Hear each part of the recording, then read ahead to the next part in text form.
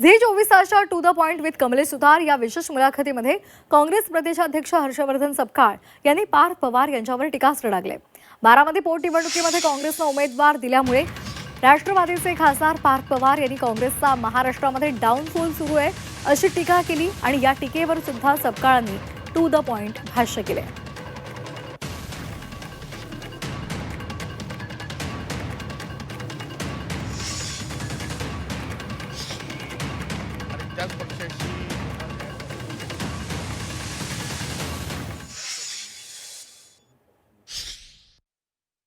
पार्थ पवारांनी तर तुमच्याबद्दल टोकाचं स्टेटमेंट केलं पक्षाबद्दल।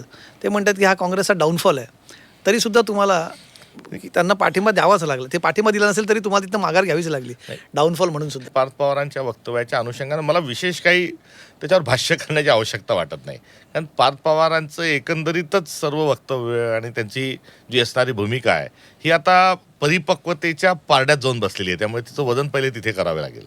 आणि दुसरं त्यांच्या वक्तव्यामध्ये हा तर डाऊनफॉल हा शेवटचा शब्द होता, त्याआधी कुठे धमकीवजा इशाऱ्याची भाषा होती की त्यांना बघावं लागेल, त्यांना दाखवून देऊ वगैरे वगैरे, काय ते बरंच गांभीर्याने मी घेतलेलं नाही, पण ते असं थोडंसं मजेशीरच आहे, ते विनोदात्मकच त्यांचं ते वक्तव्य आहे, त्यामुळे ते गांभीर्याने घेण्याची गरज नाही।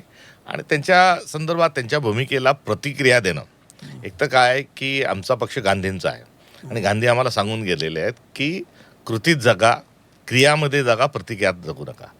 त्यामुळे आम्ही क्रियेत जगणारे लोक आहे, प्रतिक्रियेतून ते आम्हाला असं म्हटले म्हणून आता आम्ही निवडणूक लढणार असं होणार नाही।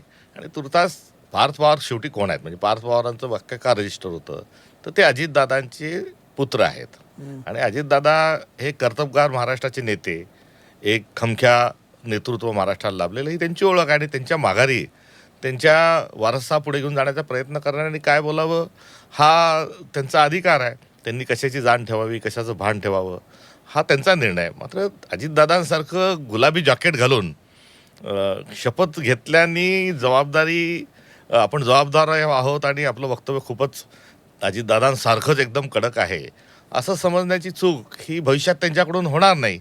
हा एक सहानुभूती तर झालेलीच आहे, मात्र या त्यांच्या वक्तव्याबद्दल एक करुणेच्या अनुषंगानं मी त्यांच्याकडून ही अपेक्षा व्यक्त करतो। त्यामुळे हमारी शराफत जो है हमारी कमजोरी मत समझो, शराफत हमारी ताकत है और उस शराफत के साथ ही हमने बारामती में बात की है।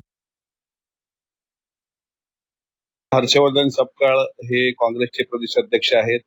काँग्रेसचं अस्तित्व टिकवायला त्यांना ते बोलणं आता क्रमप्राप्त आहे। आता राज्यसभेचे खासदार पार्थदादा झालेले आहेत। शुभेच्छा देण्याऐवजी अशी टोलेबाजी त्यांनी आता बंद केली पाहिजे आणि त्यांनी गुलाबी जॅकेट घालायचं की आणखी कोणतं जॅकेट घालायचं हा तो त्यांचा वैयक्तिक प्रश्न आहे। पण एक गोष्ट सांगतो की स्वतःला सिद्ध ते नक्कीच करतील, कारण अजितदादांच्या राजकीय जीवनाची सुरुवात सुद्धा लोकसभेपासून झाली होती, संसदपासून, त्यामुळे ते सिद्ध करायला समर्थ आहेत। सपकाळ साहेबांनी आपल्या पक्षवाढीकडे लक्ष द्यावं अशी माझी त्यांना सूचना आहे।